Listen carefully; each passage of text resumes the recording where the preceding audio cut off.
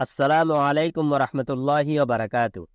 প্রিয় মুসলিম উম্মা, বরাবরের মতো আবারও চলে আসলাম কোরআন হাদিসের আলোকে কোরবানির ধারাবাহিক আলোচনার দ্বিতীয় পর্ব নিয়ে। প্রথম পর্বে আলোচনা করা হয়েছিল কোরবানির পরিচয়, কোরবানির গুরুত্ব ও ফজিলত, কোরবানির ইতিহাস ও প্রচলন, শরীয়তে কোরবানির বিধান এবং কোরবানির নেসাব ও তার মেয়াদ সম্পর্কে। যারা প্রথম পর্ব দেখেন নাই, ডিসক্রিপশন বক্সে লিঙ্ক দেওয়া আছে, দেখার অনুরোধ রইল। চলুন দ্বিতীয় পর্বের আলোচনায় চলে যাই। আজকের এই ভিডিওতে আমরা আলোচনা করব নাম্বার 1, কোরবানির পশু ও তার বয়স সম্পর্কে। নাম্বার 2, কোরবানির পশুর বিধান সম্পর্কে। নাম্বার 3, কোরবানির পশু জবাই করার সময় সম্পর্কে। এবং নাম্বার 4, কোরবানির পশু হারিয়ে গেলে শরীয়তের বিধান কি। ধৈর্য সহ পুরো ভিডিও কন্টিনিউ করুন, দলিল সহ সবগুলো বিষয় তুলে ধরব ইনশাআল্লাহু তাআলা। প্রথমত আলোচনা করব কোরবানির পশু ও তার বয়স সম্পর্কে। এমন পশু দ্বারা কোরবানি দিতে হবে যা শরীয়ত নির্ধারণ করে দিয়েছে, আর তা হলো 6 ধরনের পশু। সেগুলো হলো উট, গরু, মহিষ, ছাগল, ভেড়া ও দুম্বা। শরীয়তের দৃষ্টিতে কোরবানির পশুর বয়সের দিকটা খেয়াল রাখা জরুরি। উট 5 বছরের হতে হবে, গরু বা মহিষ 2 বছরের হতে হবে, ছাগল, ভেড়া, দুম্বা পূর্ণ 1 বছরের হতে হবে। তবে যদি 6 মাস বয়সের ভেড়া বা দুম্বা মোটা তাজা 1 বছরের মতো মনে হয়, তখন তা দিয়েও কোরবানি করা জায়েজ আছে। কিন্তু ছাগল যতই মোটা তাজা হোক, 1 বছরের 1 দিন কম হলেও তা দিয়ে কোরবানি জায়েজ হবে না। এ বিষয়ে সহিহ মুসলিম শরীফে এসেছে, হযরত জাবের রাদিয়াল্লাহু তাআলা আনহু থেকে বর্ণিত, তিনি বলেন, রাসূলুল্লাহ সাল্লাল্লাহু আলাইহি ওয়াসাল্লাম ইরশাদ করেছেন, তোমরা অবশ্যই মুসিন্না অর্থাৎ নির্দিষ্ট বয়সের পশু কোরবানি করবে।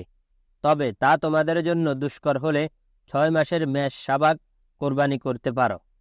সহিহ মুসলিম, হাদিস নং 1963। এবার আমরা আলোচনা করব কোরবানির পশুর বিধান সম্পর্কে। কোরবানির জন্য পশু আগেই নির্ধারণ করতে হবে। নির্ধারিত পশু জবাইয়ের আগে কোনো কাজে ব্যবহার বা তা থেকে কোনো ধরনের উপকার নেওয়া যাবে না, যেমন দান করা, বিক্রি করা, কৃষিকাজে ব্যবহার করা, দুধ ও পশম বিক্রি করা ইত্যাদি। কোরবানির পশু ছাগল, ভেড়া কিংবা দুম্বা হলে 1টিতে 1 ভাগ এবং উট, গরু কিংবা মহিষ হলে 1টিতে 7 ভাগে কোরবানি দেওয়া যাবে। গুণগত দিক দিয়ে উত্তম হলো কোরবানির পশু হৃষ্টপুষ্ট, অধিক গোশত সম্পূর্ণ, নিখুঁত ও দেখতে সুন্দর হওয়া। কোরবানির পশু যাবতীয় দোষ ত্রুটি থেকে মুক্ত হতে হবে। কোরবানির উদ্দেশ্যে পশু ক্রয়ের পর যদি বাচ্চা হয় বা জবাই করার পর তার পেটে বাচ্চা পাওয়া যায়, তাহলে সেক্ষেত্রে হুকুম হলো মায়ের সঙ্গে বাচ্চাটিকেও কোরবানি করে দিতে হবে। তবে ওই বাচ্চার গোশত নিজে খাবে না, বরং দান করবে। আর যদি বাচ্চাটি কোরবানি না করে কোনো গরিব মিসকিনকে দান করে, তাও জায়েজ আছে। ফতুয়ায়ে আলমগীরি, খণ্ড নং 3, পৃষ্ঠা নং 354। এবার আমরা আলোচনা করব কোরবানির পশু জবাইয়ের সময় সম্পর্কে। কোরবানি নির্দিষ্ট সময়ের সঙ্গে সম্পর্কিত একটি ইবাদত। কোরবানির পশু জবাই করার সময় হলো 3 দিন, জিলহজ মাসের 10, 11, 12 তারিখ। এটাই উলামায়ে কেরামের কাছে সর্বোত্তম মত হিসাবে প্রাধান্য পেয়েছে। এ সময়ের আগে যেমন কোরবানি আদায় হবে না, তেমনি পরে করলেও আদায় হবে না। অবশ্য কাজা হিসাবে আদায় করলে ভিন্ন কথা।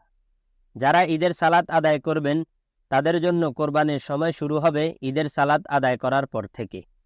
যদি ঈদের সালাত আদায়ের আগে কোরবানির পশু জবাই করা হয়, তাহলে কোরবানি আদায় হবে না। কিন্তু যে স্থানে ঈদের নামাজ ও জুমার নামাজ বৈধ নয় বা ব্যবস্থা নেই, সে স্থানে 10 জিলহজ ফজরের নামাজের পরও কোরবানি করা বৈধ হবে। দলিল কুদুরি। আর কোরবানির শেষ সময় হলো জিলহজ মাসের 12 তারিখ সূর্যাস্তের পূর্ব পর্যন্ত। এবার আমরা আলোচনা করব কোরবানির পশু হারিয়ে গেলে তার বিধান কি। যদি পশুটি হারিয়ে যায় বা চুরি হয়ে যায় বা মারা যায়, আর কোরবানিদাতা যদি বিত্তশালী হয় কিংবা তার উপর পূর্ব থেকেই কোরবানি ওয়াজিব হয়ে থাকে, তাহলে আরেকটি পশু কোরবানি করা তার উপর ওয়াজিব হবে। আর যদি সে গরিব হয়, কোরবানি ওয়াজিব না থাকে, তাহলে তার জন্য আরেকটি পশু কোরবানি করা ওয়াজিব নয়। কোরবানির জন্য নতুন পশু ক্রয়ের পরে যদি হারানো পশুটি পাওয়া যায়, তাহলে কোরবানিদাতা গরিব হলে দুটি পশুই কোরবানি করা ওয়াজিব হবে, আর ধনী হলে সে কোনো একটি কোরবানি করলেই তার ওয়াজিব আদায় হয়ে যাবে। বাদায়ে সানায়ে খণ্ড নং 4 পৃষ্ঠা নং 216। কোরবানি সম্পর্কে যদি কারো মনে কোনো প্রশ্ন থাকে কমেন্ট বক্সে করতে পারেন, ইনশাআল্লাহ তাআলা দলিল সহ উত্তর দেওয়ার চেষ্টা করব। আসসালামু আলাইকুম ওয়া রাহমাতুল্লাহি ওয়া বারাকাতুহু।